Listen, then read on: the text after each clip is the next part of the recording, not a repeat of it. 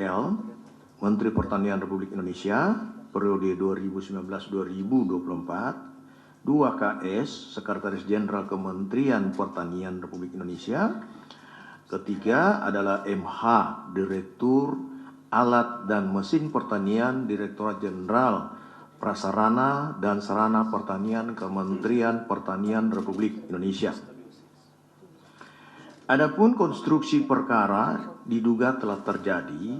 Pertama, SYL menjabat sebagai Menteri Pertanian RI periode 2019 sampai 2024 di Kementerian Pertanian Republik Indonesia. Selanjutnya dalam periode kepemimpinan SYL ini selaku Menteri Pertanian, KS diangkat dan dilantik selaku Sekretaris Jenderal Kementerian Pertanian, dan MH juga diangkat dan dilantik selaku Direktur Alat dan Mesin pada Direktorat Jenderal Prasarana dan Sarana Pertanian Kementerian Pertanian RI.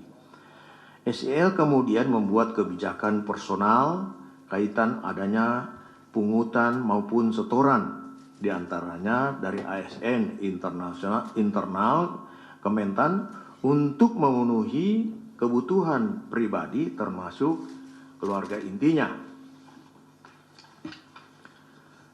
SYL menginstruksikan dengan menugaskan KS dan MH melakukan penarikan sejumlah uang dari unit eselon 1 dan eselon 2 dalam bentuk penyerahan tunai, transfer rekening bank, hingga pemberian dalam bentuk barang maupun jasa.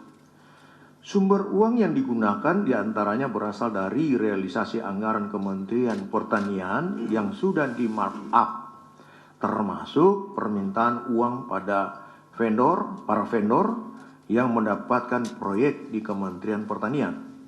Atas arahan SYL, KS dan MH memerintahkan bawahannya untuk mengumpulkan sejumlah uang di lingkup eselon 1, para direktur jenderal, kepala badan hingga sekretaris masing-masing eselon 1 dengan besaran nilai yang telah ditentukan SYL dengan kisaran besaran mulai USD 4.000 sampai dengan USD 10.000. Penerimaan uang melalui KS dan MH sebagai representasi sekaligus orang kepercayaan dari SYL dilakukan secara rutin tiap bulan dengan menggunakan pecahan mata uang asing. Penggunaan uang oleh SYL yang juga diketahui KS dan MH antara lain untuk pembayaran cicilan kartu kredit dan cicilan pembelian mobil Alphard milik SYL.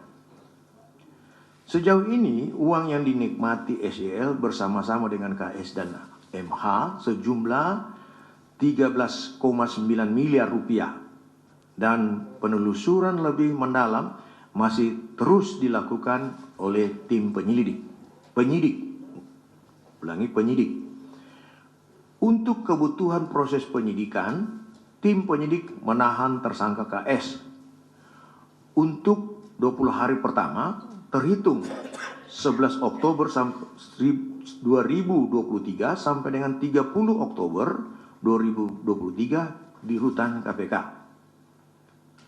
Sedangkan tersangka SYL dan tersangka MH hari ini mengkonfirmasi tidak bisa hadir. Untuk itu kami ingatkan kooperatif dan segera hadir memenuhi panggilan tim penyidik KPK.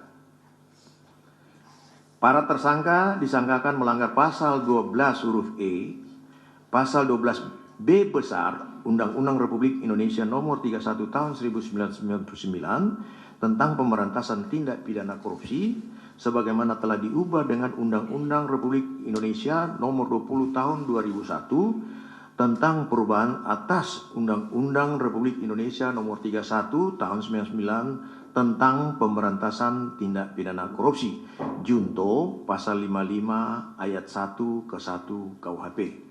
Demikian yang dapat saya sampaikan. Mungkin ada penambahan dari Pak? Cukup? Saya kembalikan kepada Humas. Baik, terima kasih Pak.